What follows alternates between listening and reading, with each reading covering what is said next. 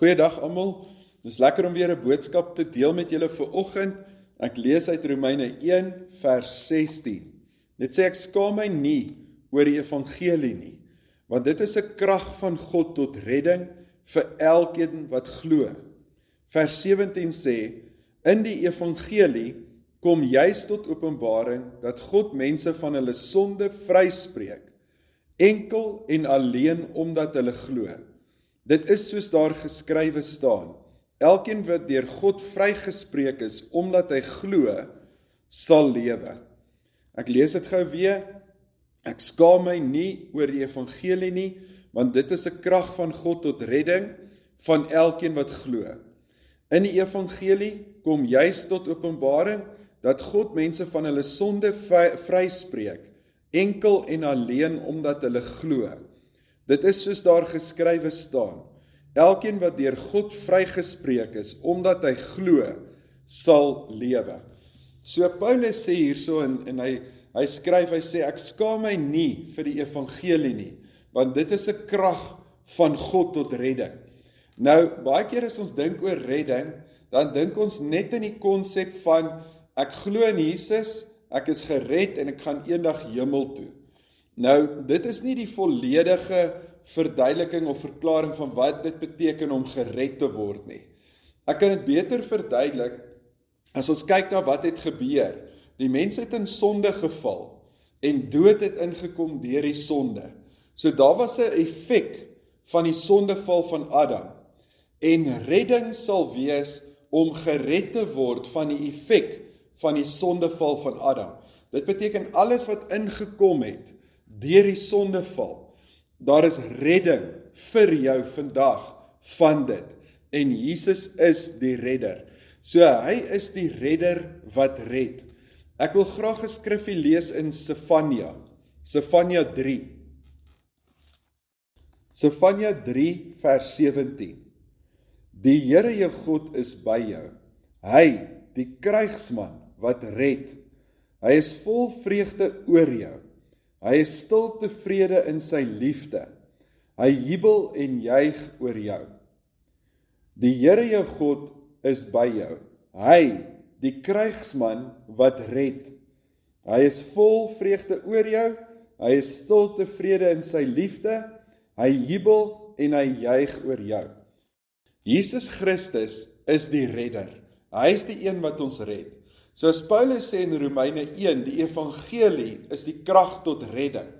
Dan is daar 'n krag wat vrygestel word. En daardie krag wat ons red, is Jesus Christus self, deur sy gees.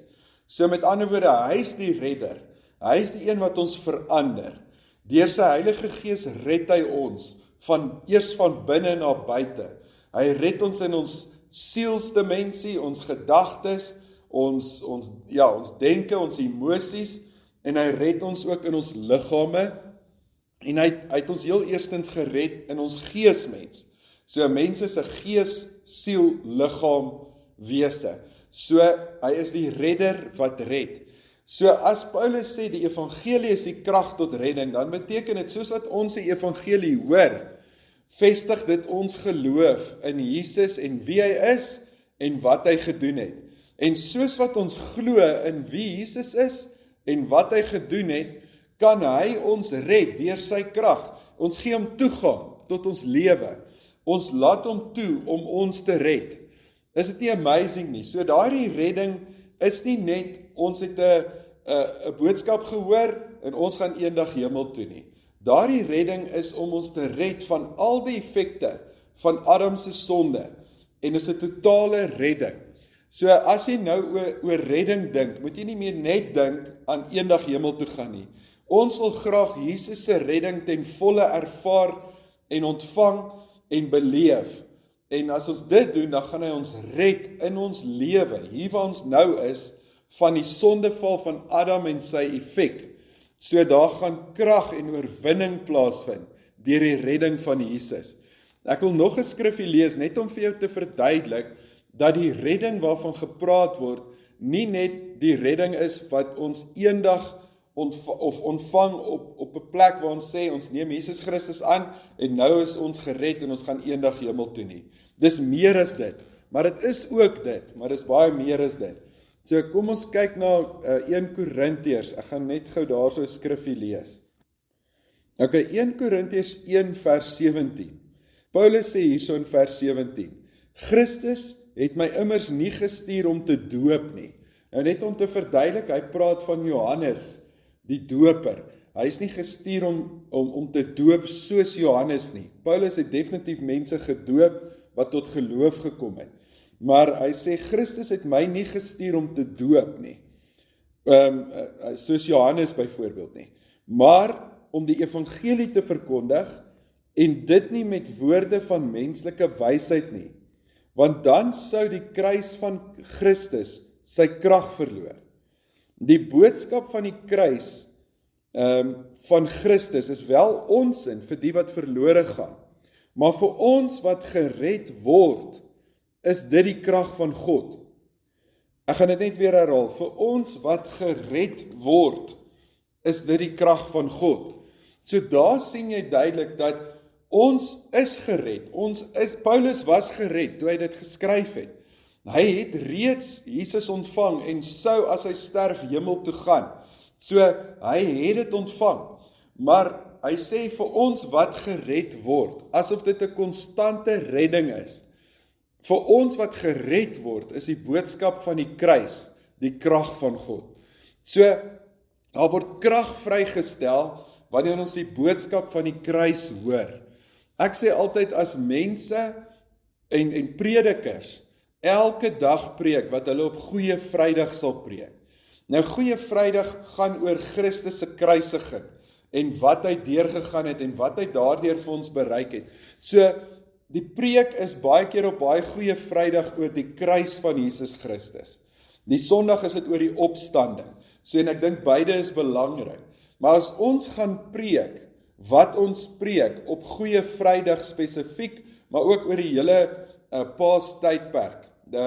So, as ons dit gaan preek, gaan ons 'n herlewing sien in Suid-Afrika en oor die wêreld. Want as almal dit gaan preek, want dit is die krag van God. So met ander woorde, die evangelie van Christus, om te hoor wie Jesus is en wat hy vir jou aan die kruis gedoen het, is die krag wat jou red. Daar word krag vrygestel en daai krag wat jou red is Jesus Christus se krag deur sy gees. So in daardie opsig is Jesus jou redder wat jou red. Hy is die krygsman wat red, sê Sefania. Hy is die krygsman wat red. Hy red jou en hy red jou konstant elke dag en jy moet hom toelaat om jou te red. Ek verduidelik dit so, as jy eendag, sê nou maar jy is in die middel van die oseaan. Ek beland in die middel van die oseaan, jy val van 'n skip af, hulle vergeet van jou. Dit is 'n baie erge storie, ek glo dit sal met niemand gebeur nie. Maar sê nou maar iemand beland in die middel van die oseaan en jy kan nou kies. Of hulle stuur vir jou, jy sien iemand kom verby met 'n helikopter en nou is daar twee opsies. Of iemand kom en spring saam met jou in die water en leer jou hoe om te swem. Met ander woorde, hulle stuur vir jou 'n swemafrigter. en dan laat hy jou nou vinnig leer hoe om te swem en jy begin so lank probeer swem na die vaste land toe, wat dan duisende kilometers ver is. Of hulle stuur vir jou redder, wat vir jou hulle hand uitsteek, jou optel en in die helikopter inneem en jou na die vaste land toe vat. Wat sal jy kies? Ek dink ons almal sal die redder kies. So is dit met Jesus. Hy is ons redder. Hy is nie ons swemafrigter nie. Hy leer jou nie om te swem wanneer jy in nood is nie. Hy haal jou uit. Hy red jou.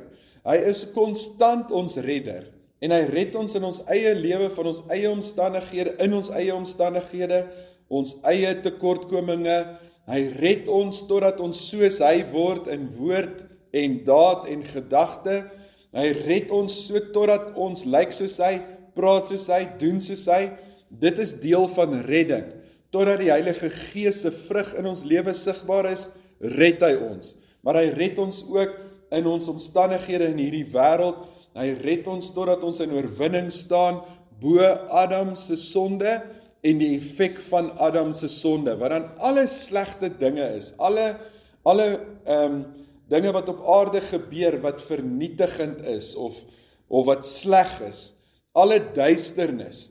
Jesus red ons van daardie duisternis van hierdie wêreld, en hy skyn sy lig oor ons, en ons word totaal beskerm deur hom. Ons staan in Psalm 91, ons staan in totale beskerming, in sy vrede. Johannes 16 sê, in die wêreld is daar probleme, trouble, tribulation, trials, but in me you will have peace. So wat hy daar sê is, dat ons in hom, in sy vrede kan leef, al is dit hoe rondom ons in die wêreld, is daar vrede vir ons in Christus. Maar sy redding is van so aard, dat dit ook ons wêreld gaan begin beïnvloed, dat ons lig die duisternis gaan verdryf in hierdie wêreld. So dit is waarvoor ons leef. Daarom verduidelik ek vir mense, my doel is hier op aarde om sy lig te skyn. Ek is hier om 'n verskil te maak.